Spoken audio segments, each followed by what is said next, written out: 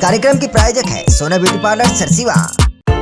हमारे प्रतिष्ठित beauty parlour में अनुभवी और प्रतिभाशाली ब्यूटिशियन की आवश्यकता है। इच्छुक उम्मीदवार तुरंत संपर्क करें। हमारा पता है सोना ब्यूटी पार्लर, भड़गांव रोड, पुराना बिजली ऑफिस के पास, सरसीवा।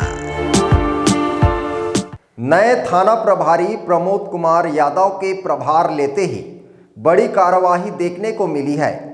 बता दें, कुछ दिन पहले बेलटिकरी के शासकीय उच्चतर माध्यमिक विद्यालय में चोरी का मामला सामने आया था।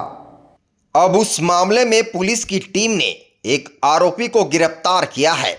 बताया जा रहा है पकड़े गए आरोपी बेलटिकरी के विद्यालय में चोरी करना कबूल किया है। साथ ही उनके निशानदेही पर चोरी के सामानों को बरामद किया जा रहा है और आगे की कार्यवाही की जारी है। हालांकि विद्यालय प्रबंधन द्वारा ये कयास लगाया जा रहा है कि विद्यालय में की गई चोरी में और भी लोग शामिल हो सकता है। ऐसे में पुलिस भी आगे आरोपी को और पूछताछ कर रही है। पुलिस ये भी कह रही है कि इस मामले का खुलासा शाम को कर देगी। Bureau report ACN 24।